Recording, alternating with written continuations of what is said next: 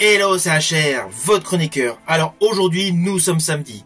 Depuis un an, vous avez l'habitude que je vous présente une production Franc-Masia le samedi.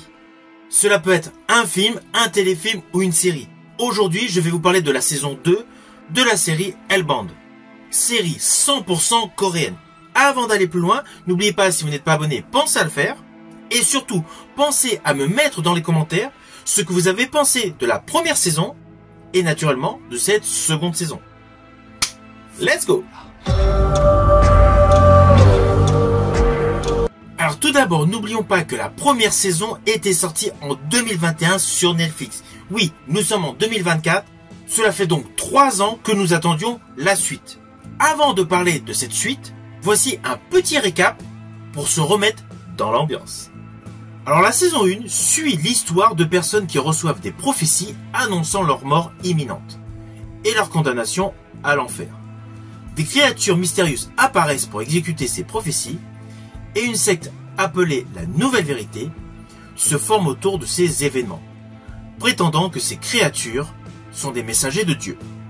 Dans cette première saison, se dégageaient les personnages principaux suivants: Jung Jin-soo, interprété par Yoo Ha-in, leader de la Nouvelle Vérité, et Jin Kyung-hoon, interprété par Young Ik-jun, un policier enquêtant sur cette vague de criminalité liée à ces démons de l'enfer. Ainsi, la saison 1 mettait en exergue la foi, la justice divine et principalement la peur de l'inconnu, avec comme figure de proue des démons venus de l'enfer, qui était d'ailleurs particulièrement réussi.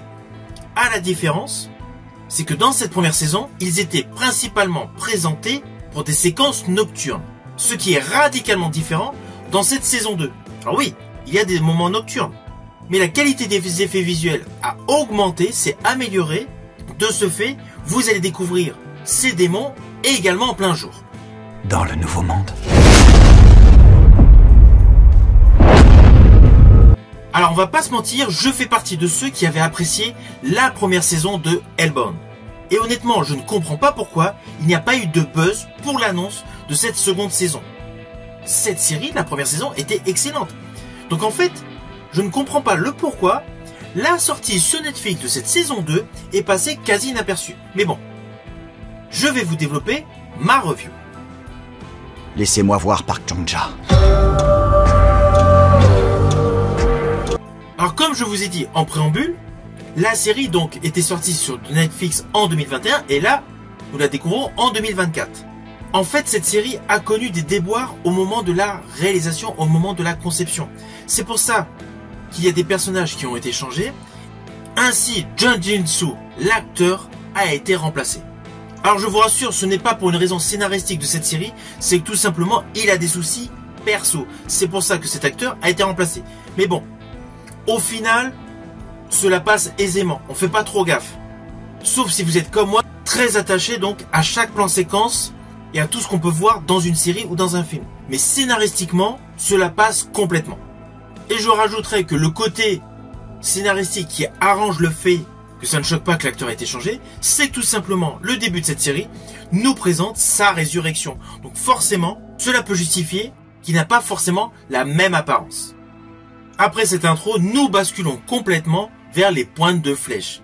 Et là, ce qui est totalement surprenant et innovant dans l'histoire, c'est qu'on s'aperçoit que les pointes de flèche, alors oui, on a avancé en termes d'années, ont énormément évolué. Il y a un côté, voilà, endoctrinement intense, et avec la préparation d'un homme qui va être emmené dans les enfers, avec toute une cérémonie portée donc par une auditrice, maquillée, affublée d'un très beau costume, invectivant donc toute la foule. Et on s'aperçoit dans cette intro qu'en fait cette femme, qui est dans l'invective totale, assure une fonction tel un gourou. Et c'est vraiment mis en exergue. Et la manière dont c'est présenté, en fait cela correspond à pas mal de pratiques de gourous qu'on a pu voir dans des reportages judiciaires. C'est pour ça qu'on oublie vite fait qu'on a changé d'acteur pour l'autre personnage. Car en fait on passe tout de suite sur une innovation et un côté transcendant qui est criant de vérité. Là, toute une séquence donc de dialogue, de limite on va dire de chant, de hurlement, et une scène d'action avec des véhicules donc qui essayent de contrer donc les démons de l'enfer. Mais toute cette première séquence d'ouverture de cette deuxième saison est particulièrement réussie. On a réellement l'impression que la population a basculé vers la folie. Ainsi, le nouveau monde que nous découvrons dans cette saison 2 paraît totalement empli de haine et de folie. Alors oui, cette seconde saison a un côté beaucoup plus lent, beaucoup plus long en termes d'intrigue. La première saison avait un rythme un petit peu plus soutenu avec beaucoup de noirceur, beaucoup d'effets gore. Dans cette deuxième partie, il y a tout un aspect psychologique qui a été mis en avant. De ce fait, les côtés gore et les côtés action ont été légèrement diminués. Ce qui fait que cette seconde saison peut paraître un peu plus lente à démarrer. Par contre, sur le plan psychologique, elle est beaucoup plus effrayante. J'estime en un certain point qu'on pourrait se dire au final que la première saison était l'installation, le côté gore, le côté frisson. Et là, cette deuxième saison est plus dans l'épouvante, la frayeur, la terreur. Ainsi, cette deuxième saison passe par des étapes qui, je pense, ont malheureusement pu perdre du public en chemin. On va pas se mentir, l'épisode 3 et 4, voilà. Là, la trame, c'est un peu lourd. En fait, on n'a pas l'impression d'avancer. Alors qu'en fait, après, la série reprend une dimension supérieure et je rajouterais que le final de la série est extrêmement dans l'émotion.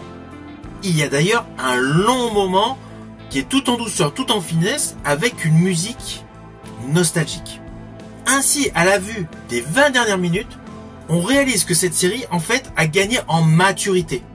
Et surtout, elle permet un véritable questionnement de soi. Surtout que ce programme télévisé dispense de plusieurs messages entre les lignes. Il ne faut pas uniquement le voir côté série horrifique.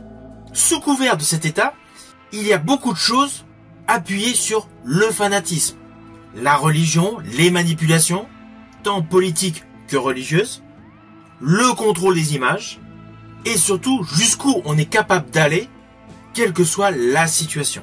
Au vu de tous ces thèmes, cette série est une véritable pépite sur le plan narratif. Elle a réellement gagné en maturité. Et au vu de ce qui se déroule à la fin, on peut très bien clôturer la série globale par le dernier plan séquence. Comme on pourrait très bien poursuivre le chemin. En fait, tout est possible. Et je rajouterais même que j'ai particulièrement aimé l'explication à la fin concernant le bébé qu'on avait vu dans la saison 1. Alors attention à ce que je vais dire, cela s'apparente à un spoil, mais c'est plus par rapport à un détail visuel que j'ai particulièrement aimé. Il y a un moment dans cette série, plus précisément vers la fin de la série, une émeute qui tourne mal avec justement des policiers, des forces de l'ordre, qui tabassent des manifestants. Et à ce moment-là, il y a des prédictions annonçant à plusieurs personnes qu'ils vont mourir. Ce plan séquence est particulièrement réussi, car contrairement à tout ce qu'on a pu voir sur l'ensemble des épisodes, ce n'est pas uniquement 2 yeux lumineux dans la nuit pour une personne. Là, il y a une multitude de démons qui annoncent la mort future à beaucoup de monde, avec naturellement des dates différentes. Ce plan séquence est celui que j'ai préféré dans cette série. Alors vous voyez, ce n'était pas un spoil de folie, c'est simplement sur un effet visuel que j'ai particulièrement aimé. Laissez-moi voir Park Chan-ja. Alors au final, naturellement, c'est une série que je vous invite à découvrir sur Netflix. Elle est beaucoup plus édulcorée en termes de ligne narrative que la première saison. Les effets spéciaux sont de toute beauté. Cette saison 2 a gagné en qualité. Une fois que vous aurez vu cette série, n'hésitez surtout pas à me mettre dans les commentaires votre opinion. Je vous dis à samedi prochain pour une production Fromasia.